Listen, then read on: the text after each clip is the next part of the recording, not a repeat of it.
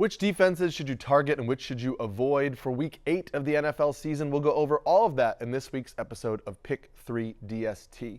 As a reminder, these are not my full weekly DST rankings. If you want to check those out, you can click the link below, which I'll update as the week goes on and we get weather information and injury updates, and there were tons of injury updates this week.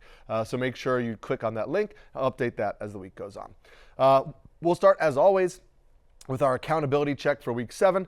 And after 2 really strong weeks, we had a little bit of a mixed bag last week. I missed flat out on the Giants and Eagles game. The Giants were my sleeper pick. They scored just 5 points for the week, which isn't terrible, but isn't really giving you much value.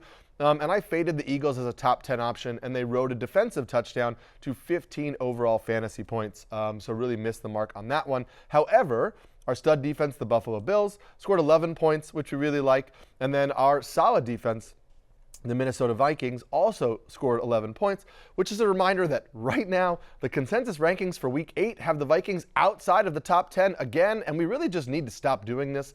This Vikings defense has shown us that they're an elite defense so far, and so you should feel confident rolling with the Vikings this week as well. But what about the rest of my picks for Week 8?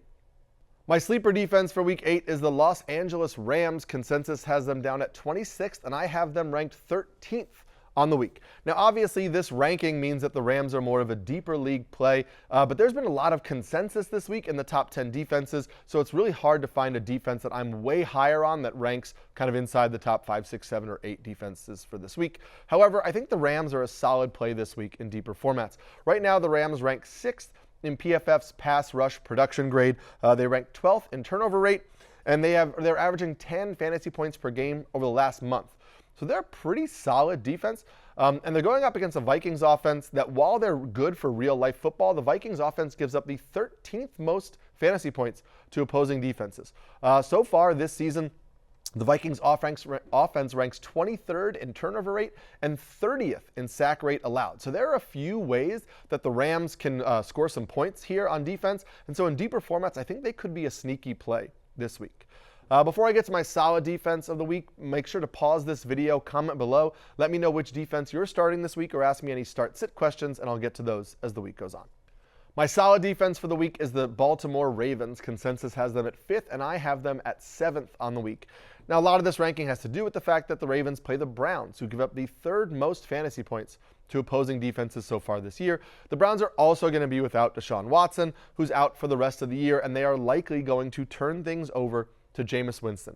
And while Jameis Winston can actually make some plays and could be an improvement from Deshaun Watson, who is arguably the worst quarterback in the NFL so far this season, we also know that Jameis Winston will make some ill-advised throws, which can lead to extra turnovers and things like that that could boost the Ravens' defensive value.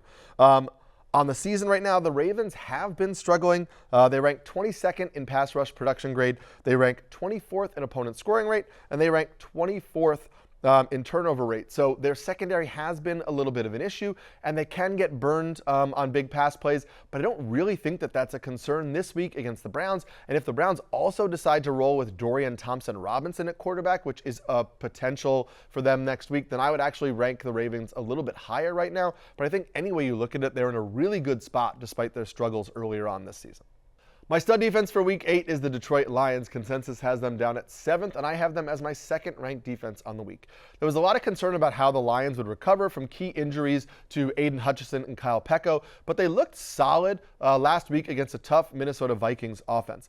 The Lions put up 6 fantasy points, but they did record 4 sacks and force a turnover. So they show that they still have some playmakers on defense that can make some plays and put up fantasy points, and now they get a showdown against the Tennessee Titans offense that gives up the most fantasy points to opposing defenses so far this year. Even with the switch to Mason Rudolph at quarterback, the Titans scored just 10 points against the Bills, gained 290 yards of total offense, got sacked 3 times, and turned the ball over once. So the Lions defense, even though they're shorthanded, should still have a really good game this week against the Titans, and I'm firing up the Lions defense anywhere I can.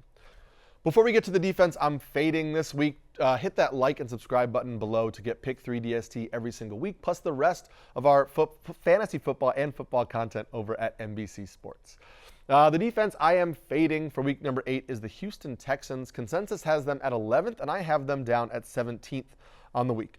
Now, since there is a lot of agreement in the top 10 defenses this week for week number 8, it's hard to find a defense ranked really high that I disagree with, but I really wanted to highlight that I'm not really looking to play the Texans in most formats this week if I can avoid it.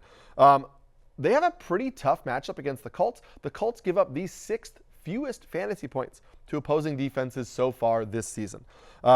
They are 4th in sack rate allowed on the year, and they're middle of the pack in both turnover rate and scoring rate. So they don't give up sacks, they don't really turn the ball over a lot, and they score a decent amount of points. So there's not really a lot of opportunities here for the Texans defense to score fantasy points, especially considering the Texans rank 12th in opponent scoring rate and 15th in turnover rate. So they're really outside of the top 10 in the metrics that would help them against the Colts defense. So I think they're more of a middle of the road defense this week.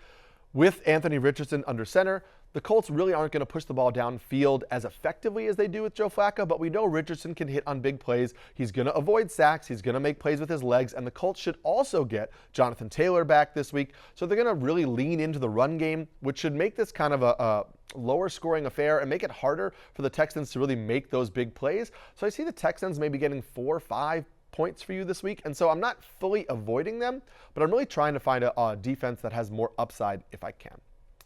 That's going to do it for this week of Pick 3 DST. As a reminder, click the link below to get my full weekly DST rankings. Like and subscribe to get this video and all of our fantasy football content over at NBC Sports, and I'll check you back next week. Good luck on Sunday.